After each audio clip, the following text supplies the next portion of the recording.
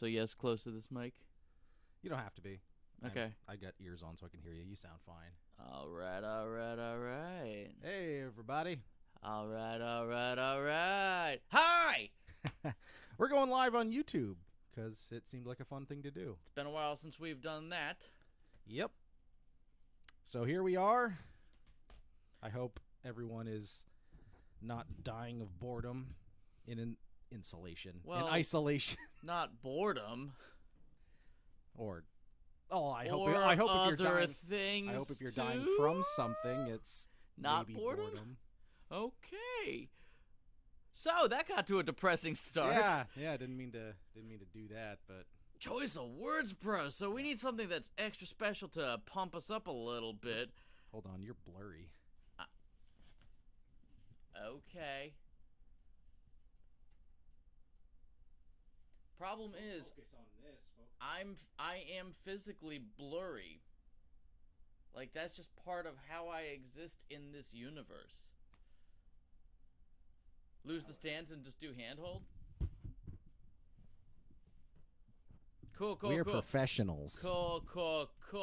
Our drinks are in front of us, so I'm stealing the show while he do his thing. We're gonna do NOS nitrous infused mango flavor, aka NOS nitro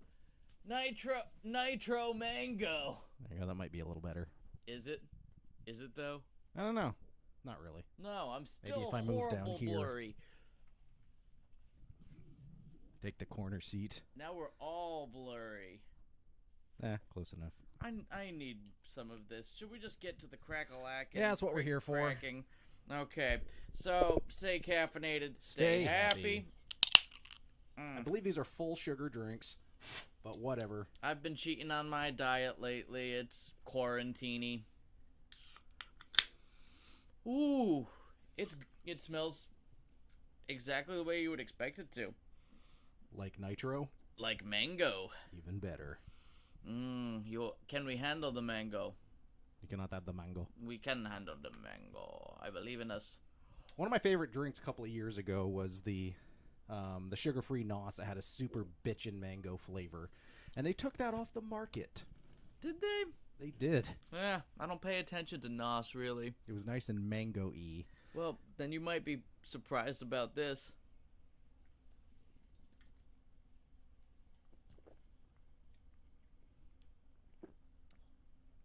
Nothing but mango. I'm a little disappointed. Why?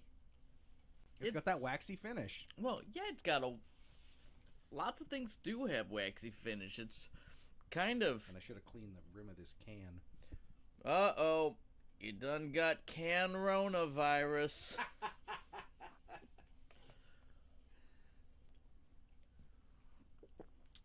I like it. It's very, very mango. That finish that he's talking about, I kind of come to expect from mangoes anyway, just because it's a thick, syrupy type of fruit. Yeah, I guess. Yeah, it's... Hey, Crystal Lamp, what do you think of this drink? Have you tried it before? Let us know in the comments. Well, he says, mango. Well, that just means What that if he means like knows mango is good, mango. or if you're talking about this specific drink? Mango has been one of those flavors that places that has been going everywhere lately, and I, for one, am for it. I mean, let's face it, with the globalization, we still only had, like, standard North American fruits for a while, and then what happens? Eventually, people are like, hey, avocados are great, mangoes are great, let's start putting them in everything. I saw statistics somewhere, I can't tell you where, but it referenced the fact that mango is apparently the most popular fruit flavor in the world, like globally. Mango is the most popular fruit. As long as this doesn't come from InfoWars, I might believe it. But what's funnier... They're making frickin' mangoes gay! ...is that mango is number 1, and banana was number 2. So it's playing second banana to mango. How long have thank you you, been thank you. sitting on that joke? That just came to me as I was saying it. I was like, oh yeah, banana's number 2. How long you been sitting on that banana joke? I don't know. If it was my second joke, never mind. I'm not gonna I don't stretch know, that into something. I mean, I made a good laugh earlier, so that joke was second banana. Crystal Lamp says he hasn't found this All one yet, going. but NOS used to be his go-to. Huh. I've seen this one pretty much everywhere, but because it's a full sugar drink, I don't pay much attention to it. NOS doesn't have a single sugar-free drink on the shelf right now, at least that I'm able to find. Total carbohydrates per serving. Wait, Yes, yep, this is per serving. Yeah, 53 for the can. 53. Yep. I'm seeing 52. Oh, there's per can. Yeah. I didn't realize it was next to each other, so I was going by per serving, 2 servings per can, and just doubling it.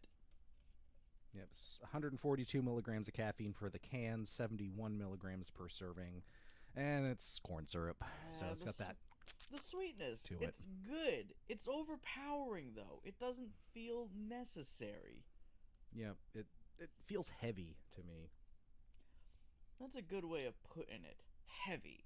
Like, I don't have much of a desire to drink the whole can. It's it's too like, much, man. Yeah. For the first time in a while, we each get our own can. And between us, we probably drink one. Yeah. At least I'll have some caffeine tomorrow. You're going to hold on to it that long? Yes. Yes, because I do want to get... I'm not used to taking this much sugar into my body at once. Yeah. Yeah, here. so I might just record a different episode soon after this, and just to have a different but sugar-free beverage in me. Yeah, that makes sense. This is more just go live because we can, and I had my gear set up. I did a live stream benefit. I participated in a live stream benefit yesterday. That was to benefit the Vermont Food Bank. There was I don't know how many bands, but it went from 12 noon to almost 12 midnight. It was awesome because a lot of them were people that I hadn't seen. Well, a lot of them. Some of them were people I hadn't seen since college. Some of them were people that I had known through theater engagements over the years. But just kind of reminds us that we're all in this crazy quarantine world together. Yeah, managed to raise $2,400 for the Vermont Food Bank, which by their statistics, every $3 they were able to provide 5 meals. So with that $2,400, they were able to provide 4,000 meals for Vermonters, which is pretty awesome. And that was an event that was put together like from idea to fruition in like a week. So we can all just keep doing stuff for each other, but just pop off that creativity stuff. Yeah. But I bring that up. That's why we have the microphones and everything, and we're doing a YouTube live from the couch, because in setting that up, I was like, this is a lot easier, and the quality's a lot better than some of the other streams we've done in the past. So now everyone gets to see what a mess our house is. Now that too, but this is more just me testing out what I learned last night on our setup, so that our live streams, as we do them more often, will be better. Okay. And it's fun to just have a microphone again. So we're gonna start doing more live streams as I've finally gotten around to start editing and posting videos. Well, no, I think in addition to it, and it's also just we started this series behind microphones, so it's appropriate that we continue. And it's fun to use microphones, because I think audio is the one thing that's really suffered in this jump into live stream across the board. Like, I'm reminded in a lot of ways. Hey, everybody, this is Mr. Fisher. I'm down here on a very windy day. Like, remember the early days of YouTube, like 2006, 2007. No one knew what they were doing. People were shooting like potato video on like Nokia phones, and that's what YouTube was. And there was no, there was no rules to it.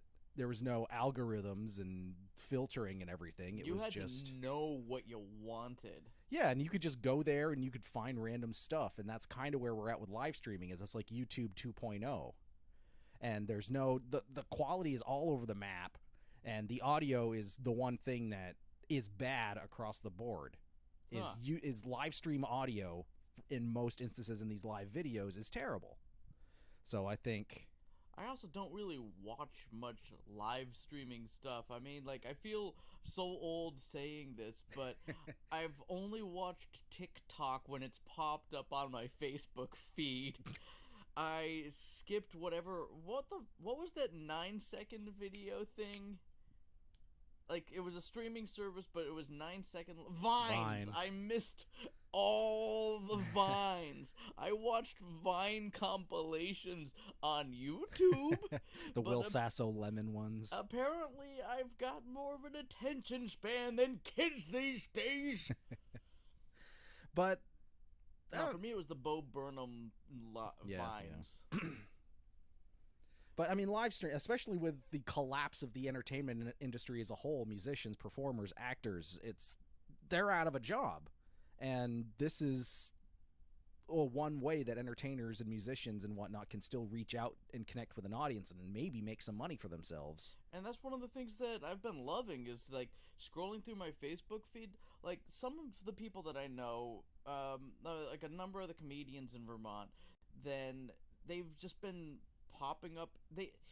Vermont Comedy Club, the one, like, designated comedy club in Vermont, they did their open mic last Wednesday live streaming. And Yeah, I saw that. yeah, I mean, I didn't do it because I don't have anything new.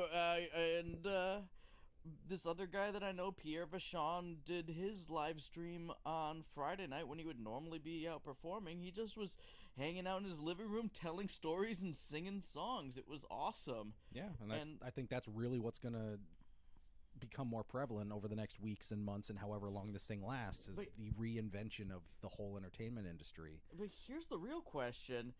Is the entertainment industry going to bounce back, or are we going to embrace this new medium? I think both. I agree. I think that some people are going to be like, all right, well, this worked a lot better for me. I'm going to just start doing my art from my living room. Yeah, and it's a way to reach the global audience, and it's the brave new world of entertainment 2.0. Something about that just seems much, much scarier than just, going to a open mic, and performing for a small coffee shop group of people, and trying out your new art, trying out new jokes or poetry or whatever, and knowing that it's just in that one space, rather than throwing it onto the World Wide Web where somebody will tell you that he banged your mom at the drop of a hat. The World Wide Web.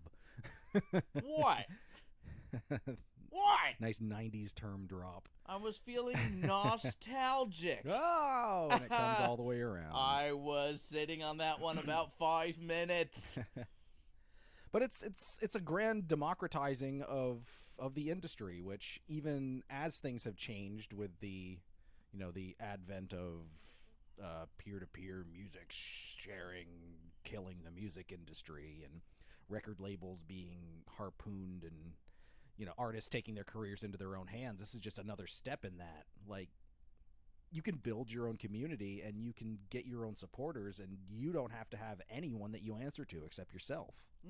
Holy crap. And I never realized that this is also a way that artists will be, like, going around the record labels saying, no, we don't need you to create our music. We don't need you to get our music out there. It's gonna, like, it'll be a callback to just straight up word of mouth advertising. That's exactly what it is. And then it also opens up entire industries to people who have been otherwise shut out of them. Think of people with disabilities and things like that, like, who being able to do this from their living rooms, from their bedrooms. A lot of people just are physically incapable of going out and, say, playing gigs or doing sets and just that sort of thing. And this gives them an opportunity not just to do that in a setting where you can get instant feedback, like from Chris the Lamp, who's watching us in New York, but to be able to... Thank you for watching us, Chris. But to be able to monetize that and actually make income from it. Because that was something that was, you have to put in your time. You have to do all Kiss this... the right asses. Yeah, do all this for free, and then maybe someday you'll make enough to buy yourself a hamburger on it. And instead, this is just a, hey, I'm going to be doing this from my living room. If you want to see me do more of this, toss a pay in the pal. Yeah, and it's the expansion of crowdfunding as well. Like, here's my Venmo, here's my PayPal, here's my Cash App. Subscribe to me on Patreon and join my exclusive club, and you'll get stuff that no one else gets. And by the way, my PayPal is Rickshaw Tom. Hey, I mean, if people want to PayPal us money to keep doing what we're doing, that'd be cool. Hey, and this crowdfund an energy drink. That was before the YouTube monetization rules changed, and we were still making like micro pennies on each of our videos. That was we earned one Abraham Lincoln nose. That was my grand scheme. Is once we got to that point where we had like $2 in ad revenue, I was gonna buy a drink and call it the YouTube funded review. But we never got that far. I think we got like $1.70. Dude, we could have taken it to Big Lots. Well. But don't you need to like make at least $10 before they'll send you a check? I was gonna like take the $2 and just.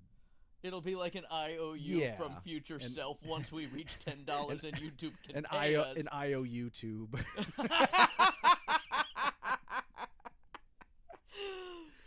But I don't know. I think there's an audience out there for people who are sitting around stuck at home, and there's a lot of.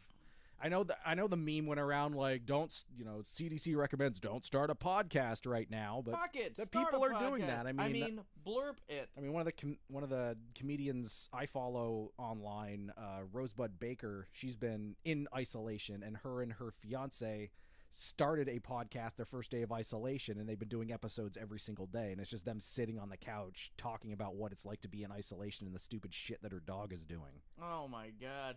Wait a second. We need to get a dog. That is how we're going to get more popular. People be like, what's blah, blah, blah doing? No. What we need to do is get Sarah in on this. Is she quarantined? I'm not. We're not quarantined. We're just. Well, it's still, you practice social isolation with people you don't live with, and or people that you haven't had a close encounter with within the last 14 days. But. Fine. Because, I mean, her dog is amazing. Yep. So how about that drink? Yep, we got to circle back around to it. But all right. It is what it is. It's nothing I'm ever going to drink again. It tastes okay.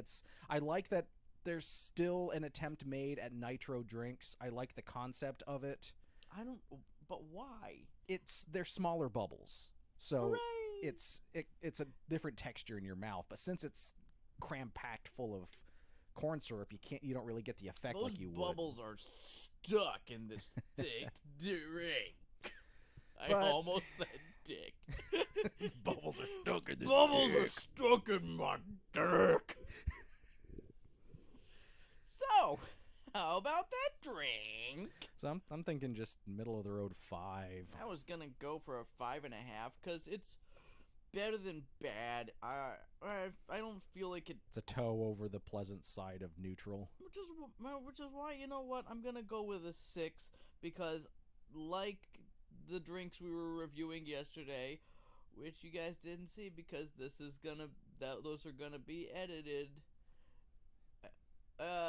What was I trying to say? Right. Brain yeah, fart. It was a toe over the finish line. Just not. I think of these drinks in scale of schooling. Like failure is below 60. So I'm gonna give it a straight 6 because it doesn't deserve a failing grade. It's just not great. Just middle of the road, mango juice. I will concede to that argument. I'll agree to a 6. All right. If you like mix some no-dos into some mango juice, you might end up with the same effect. Yeah, it's just I was expecting more. I mean, I like my mango, and this is just it's kind of flat and one-dimensional. Crystal Lamp says, "Have either of you seen the ads for Raise Energy?" I believe that's the energy drink that he said is looking for What do they call them? Face brand men? ambassadors Brand or whatnot. ambassadors. I'm intrigued by it, but it seems kind of like Bang and Rain. Yeah, I breezed over it quickly. I don't know. Apparently, they sell it at GNC. GNC? You know, that vitamin store. Oh, I thought that was the automaker. That's GMC. Oh. Get your hot rods and your vitamin sauce. I mean, I like the idea of being a brand ambassador to something, but I don't want to be like, yo, you have a brand. I want to ambassador that brand. I want it to be like oh my god, this X stuff is really good and is important to me. Like the reinvention of C4, how he kind of became unofficially like spokesperson of, you know, they did a good job with this. You should really go and do this. And, well, and I still think it's because the drink is good. It's not because they sent it to us for free. Like, that was awesome, but yeah. They were much better flavors than the initial ones that we had tried, and I'm also glad that I stuck with trying out their athletic performance stuff and realizing that some energy drinks you can't just casually drink. You gotta use them for what they're intended for. Otherwise, they punish your hands. And completely unrelated, I have an open can of C4 Peach Mango Nectar if we want to compare it for mango flavor. Oh, boy. So we're gonna compare mangoes to mango peaches. We're gonna compare this freshly opened, no, chilled... I opened that first thing this morning. It's still good. Okay. We're gonna compare this freshly opened, chilled mango beverage with this kind of freshly opened, not quite as cold peach mango flavor. Still totally not sponsored by C4. So, stay caffeinated. Stay happy.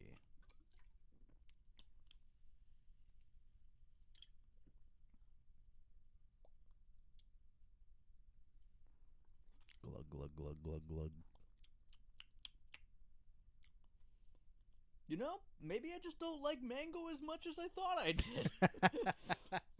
Because it's the slight tartness of the peaches are balancing out the C4 mango. Yeah, there's definitely more peach in that than mango. I can taste it now.